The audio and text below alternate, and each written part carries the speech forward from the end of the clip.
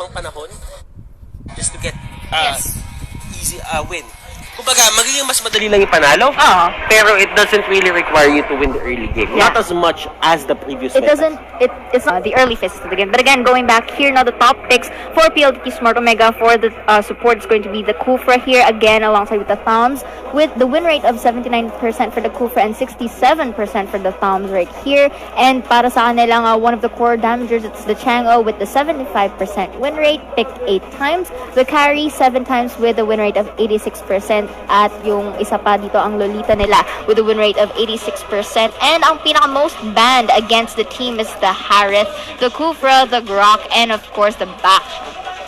And it's the picks lang talaga dito for the side of PLDT-SMART Omega is to be expected. I just think that the Chang-O was just replaced by the Farsa. Yes. So, they really don't, parang alam mo yun, hindi ganun kalayo. Doon sa meta na pinauso nila nung Conference 2. Yes. Compared dito sa season finale. But for the HFE Emperors, I just feel na sobrang dami nilang kailangan baguhin in terms of playstyle. Bakit? Number 1 si Aaron medyo hindi siya naglalaro ngayon. Yes.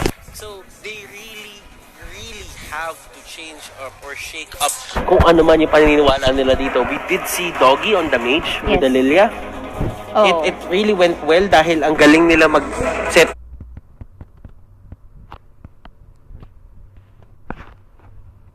ng turret aggro.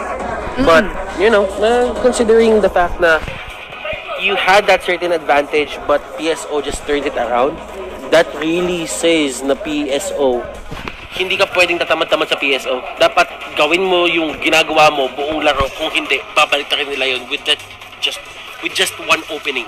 Yes, and the other thing that you have to take into account nga for the side of Heavy Feet Emperors is that they are known for the various hero pulls that they have. But they have to consider as well on how well do they actually use it in terms of the battle play. Kasi may times na gumagana, may times na hindi. Their unpredictability is also may times na uncertain. So it's a double-edged sword talaga. Well, let's see. Alam mo, HFE dito, they really have a chance to win this game. Parang kumbaga, ano lang to. Ganito. Kailangan nila gawin yung ginawa nila ng game number 1 with better control of the lead. With consistency. With consistency. Na hindi sila pwede maging tamad na kahit isang minuto, kahit isang dalawang minuto, kahit dalawang minuto lang, hindi sila pwede maging complacent. Kailangan tuloy-tuloy, consistency hanggang sa manalo sila ng game. At timing din ng position. That is very tiring kung iisipin mo. Just 2 minutes of being consistent sa ginagawa mo. Kumbaga parang paulit-ulit mong gagawin yung setup. But it is what it is. They have to do it for them to actually win the game. Kasi that is one of the main keys for them to actually, dominate the whole game. Ayun nga yung sinasabi natin at times masasabi na lang natin dito na kung sino man ang may gusto talaga manalo, kung sino ang gutom, yun ang nananalo. PSO dito pinakita nila sila mas gutom nung game number 1. Game number 2, HFE, paano nyo babawiin ito? Yes, and again, for this will be the drafting case for game number 2 between PLDT-SMART Omega in the blue side and of course Happy Feet Emperors onto the red. And again, they will be banning out the Valir and of course Ling naman para sa side ng Happy Feet Emperors. PSO dito, they're just shaping up yung kanilang meta, yung kanilang draft dito. They will just take out the Valir. They don't want to give it to Vern kasi kanina nakita nila kung paano yung naging setup Your dito. team is running. Isa lang naman yung requirement kanina ng HFE para pumasok dun sa mga dives. Kailangan tumama yung dalawang proc ni Vern. Kasi kapag tumama yung dalawang proc ni Vern, that only means na matitake down nila yun kahit anong mangyari. Hindi makakatakas yun, hindi makapag-flicker yun kasi ang tawag doon is layering ng stuns. Kapag tumama yung pangalawang stack ni Burn, ang gagawin ng isa doon, mag-stun siya ng isa.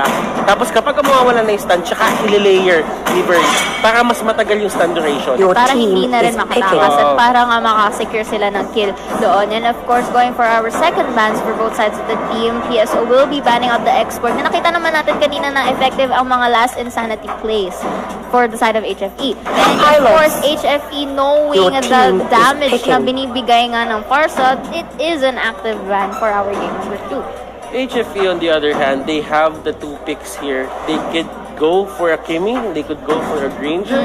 There's a lot of possibilities here for the side of HFE. PSO, we did actually talk about this, na talagang high loss yung magiging priority pick nila dito. Just because whatever happens, laging merong control mage ngayon na pinipili. And a way to catch that control mage is with a glorious pathway. Yes, syempre. At may dagdag din kasi na HP and movement speed nga naman binibigay ng isang Hylos dito. And ang sagot nga ng Happy Feet Emperors with the first pick ng PSO is going to be the Lolita Kimi. Mukhang I think the Kimi here is going, of course, to opt to get as much resources as possible. At maganda rin nasagot ang Lolita as to support this. But it still depends. Kasi ang hinohover ngayon ng PSO ay isang Bruno. Haji, looking at Bruno. I really like the Baksha. Your team Kasi is picking. Si Baksha ano yung gagamit eh. Si Hayes yung gagamit. It just seems fitting na pipiliin niya pa rin tong Baksha na to, even though a lot of the teams are actually sleeping on Baksha. They really like the idea na mayroong Baksha dito. Because one of the things na dinadala ni Baksha sa game is the chase capability na meron siya. He can go to the backline ng madali na hindi siya kahit paano napipigilan ng basta-basta lang. And at the same time, kapag wala ka ng dash or wala kang flicker sa harap ng isang Baksha, Baksha has the capability to take you down. Yes. Ganun siyang klase ng hero. Parang Very alam mo versatile. Yun, very versatile. Alam mo kung sino naaalala ko sa kanya? Sino? Noong mga una, si Kufra ganyan din nung una eh. Si Kufra, na kapag matalbugan ka ni Kufra at meron pa siya ng talon, sometimes it's enough to take you down eh. Ganun siya kalakas na hero. Pero kasi nawala na yung potential dito. So, lumipat ko kay Baksha. Your team is But looking here for the third pick of Happy Feet Emperors, the Selena will be up for grabs right here. Looks like they will be focusing more on the early game potential ulit for the side of Happy Feet Emperors. And ang third ban ng PLDT-SMART Omega is going to be that Diggy. Very interesting. Pero alam mo, ito na nga yung sinasabi natin dito. The Selena is still on the side of HFE. HFE dito, they're on, sabihin na natin, position na parang ang ganda ng setup nila. Even though Aaron is not playing right now with this phenomenal Selena play nung conference number 2, I don't really think it matters. Kasi alam mo kung si Vern yung gagamit nito, I just feel that Vern right now is really strong. At saka parang consistent siya eh. Hindi ka natin siya makita na talaga magkakaroon talaga siya ng tanso na game. Yes, definitely. And for the side naman nga ng Happy Feet Emperors, they will be banning out the Lilia hero right here, which we've seen naman na, especially nung first match natin, kung gaano kasakit ang binibigay na damage. And this time, mukhang ang Happy Feet Emperors ang gagamit ng Jawhead for this game number 2. So we will see kung, well, to me, this Jawhead pick is good if performed well.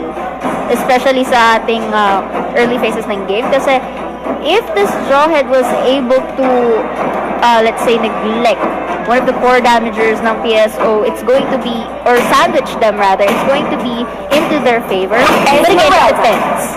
It really depends, but I do not like Your HFE's team is picking. core picks with this certain lineup na lumabas sa PSO. They got the Esmeralda, they got the Teresla, they got the Baksha. Parang kapag sa ganitong pwestuhan at hindi talaga sa ganitong lagay, kung hindi maganda yung pwestuhan dito ng HFE, it just feels na parang lagi silang ipit. I would agree actually kasi you have to take note that hindi lang actually in terms of survivability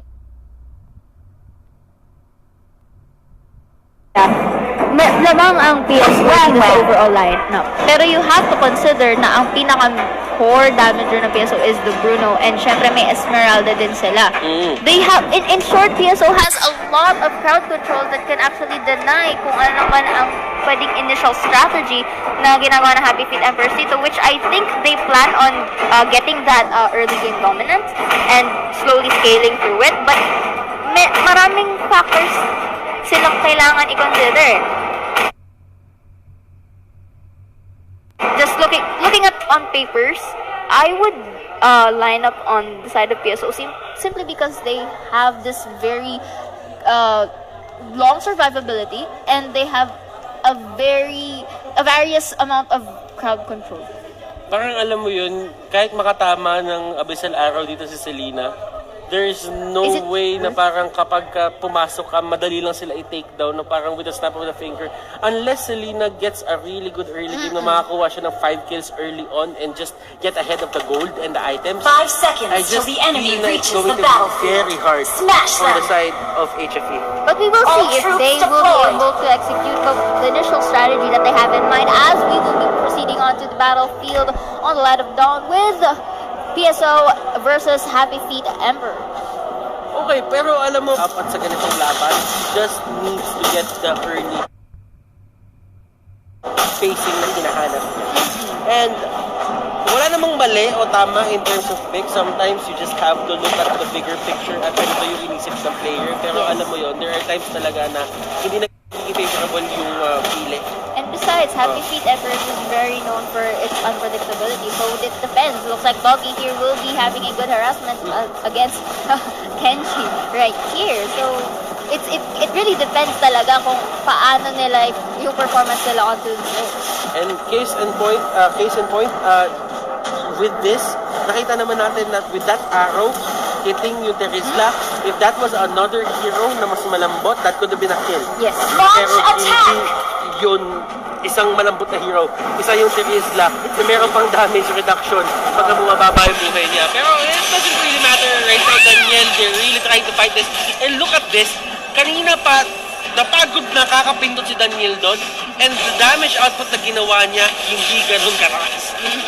It was not enough. It was not suffice enough to actually get almost half health against Hajizi or Keith right here. Pero si Kenji dito trying to just lurk right here. And looks like 4 to 3. Ang magiging ba na dito? And Van here naiipit ang dalawang members of PSO. And Esmeralda will be getting that first blood. But the Selena will compensate as she kills the Halos right here. Pero si 1-1 tamang free hit lang. And looks like so far in terms of kills, it's on HFE. But was it worth it?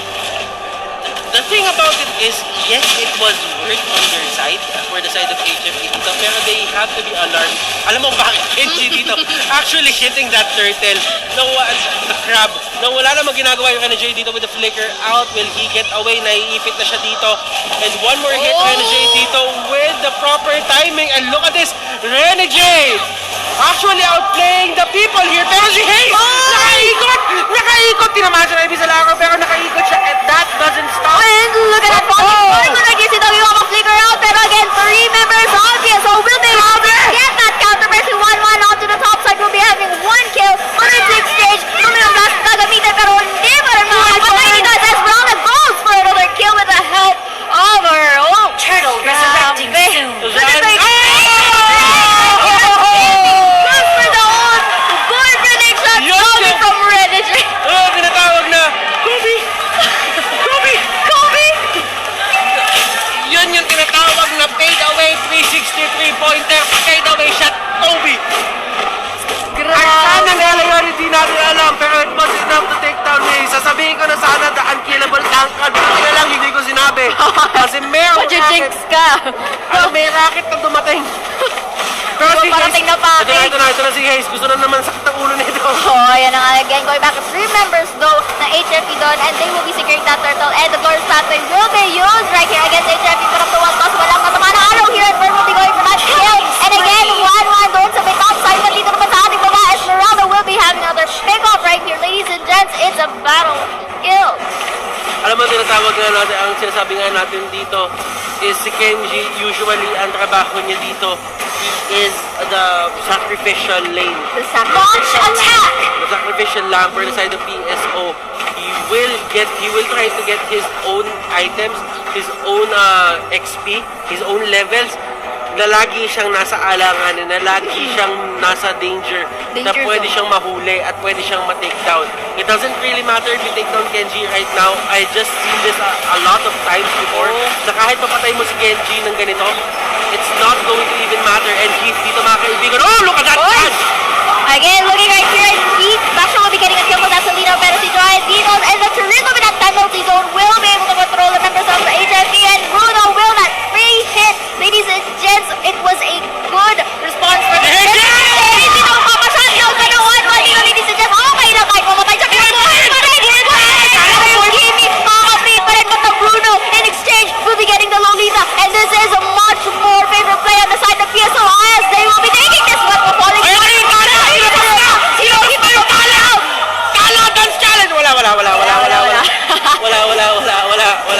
Wala mo na kala dance challenge dito kasi na-short siya sa mana, pero it's okay, it was enough to disengage and to force the members of Happy Feet Emperors to back away dito, and syempre up for grabs for the side of PSO to take as much turret and resources as they can.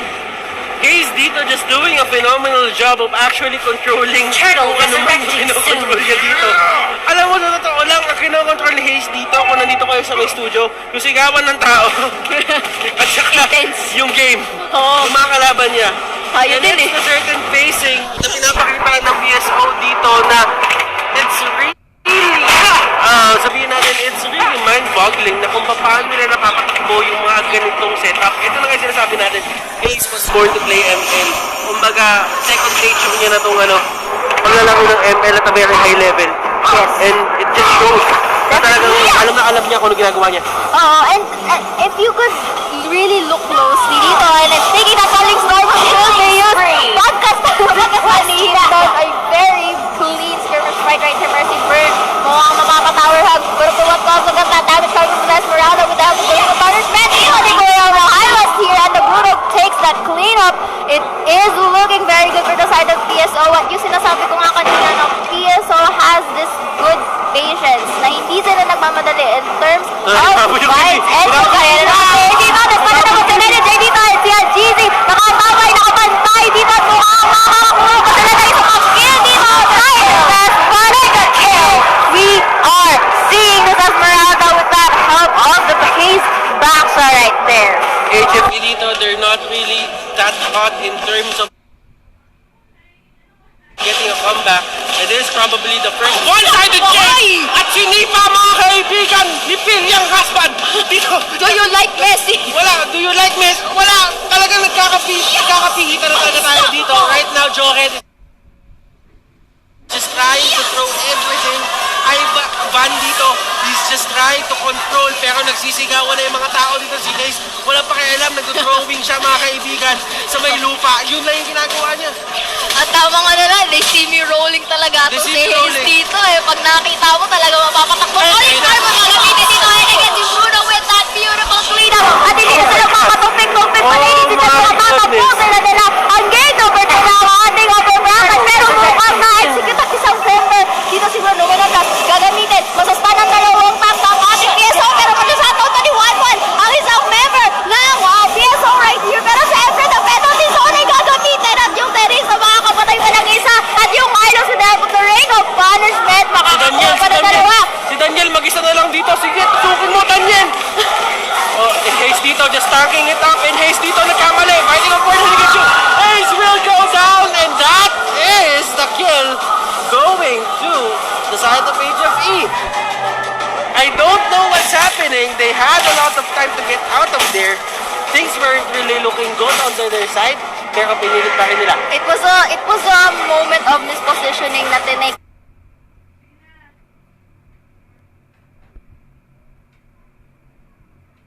advantage ng Happy Feet Emperors doon. It was, let's say, another objective right here. It looks like, in terms of map control, nasa side ng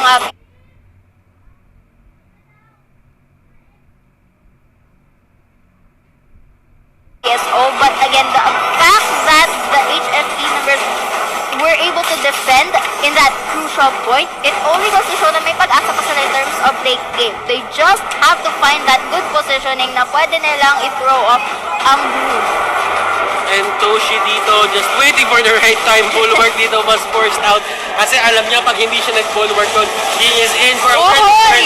And burn dito will be the casualty that probably opens up the base dito ng HFE for the side of PSO. And Seiya, may chance pa ba dito HFE to turn this around? I guess, depends kasi the risk of going too much. Damage from Toxic right there. Naka-force back to base to Doggy Don. But again, going back sa sinasabi mo, they might have the chance if, again, they manage to get this Toshi. Pero this is like a needle and a haystack. Bossers, A needle getting and a haystack. Toshi, one of the core damagers. At kung papansinin mo pa, pinakalibutan sa ng mga semi-tanky heroes and tanky heroes as well. It's another si Hayes, it's another si Heath, at si Tarizan. But that looking here Ay, is si- ay, hindi umabot. Pero tatandaan mo, meron ng kasabihan, 0.001 chance is better than no chance at all. Tama ka dyan. Kumbaga, yung 0.001, you can still make ways for that to actually happen. Pero HFE dito, yun yung ginagawa nila. They're trying to make that happen. At kailangan nila mag-ingat dito kasi si GZ nag-falling storm but still enough to go back to the race right here. Medyo Messi ang skirmish fight si Daniel. Tamang free hit lang dito kay Heath, but they have to be careful kasi calling mali lang ng HFE resurrecting can soon. be the final clash. Pero alam mo si Toshi dito, sipang-sipa eh. Among resource take lang, which is really switch muna nila yung Lord as an objective. Take the Kenji dito, the stun! The one na Daniel was able to get that kill, but again, the Lord in exchange for that objective takes si Vern mag-isa muli laban sa apat na sa PSO. Mapapaplikar pero hindi pa sapat as the damage output of that Esmeralda is just big. Siyempre, mapipick off the shine again. Masustand dito si Hayes. But again, he's a rolling guy right here. Alam mo yung ginagawa dito ni Hayes? Alam mo yung sa village nyo, yung nag-ronda. Yung nag-ronda. Ako, akala ko Beyblade eh. Pagkagabi, yung nag-ronda lang. Oo. Yung ginagawa ni Hayes. So, tapos, kakausapin niya, oy, ano yan? Ano yung ginagawa niya dyan? Kung masama yan, ah. Parang ganun. Kumbaga, hindi na siya checkpoint dito. Yung mga nahuhuli kapag medyo napasa sa curfew. But again, Luminant Blast will be used with that trigger. Heat will only be the one to get caught, but Lolita will have to pick up of his own glorious pathway gagamitin for that additional movement speed. Pero si Daniel Hart, mukhang mapapatay ko siya ni Bruno right here, and the Lord will be exposing the base ever so. And this is a good opportunity for the members. Si Hayes dito, mahuhuli naman ang isa, but the other members are just busy split pushing para makasecure nga nila exposure, but the Jawhead here is able to get that rune. Yung Lord, nandun pa rin si Hayes dito. Iniikot-ikutan si Energy. Iniikot-ikutan si Energy, and that is going to be it. So,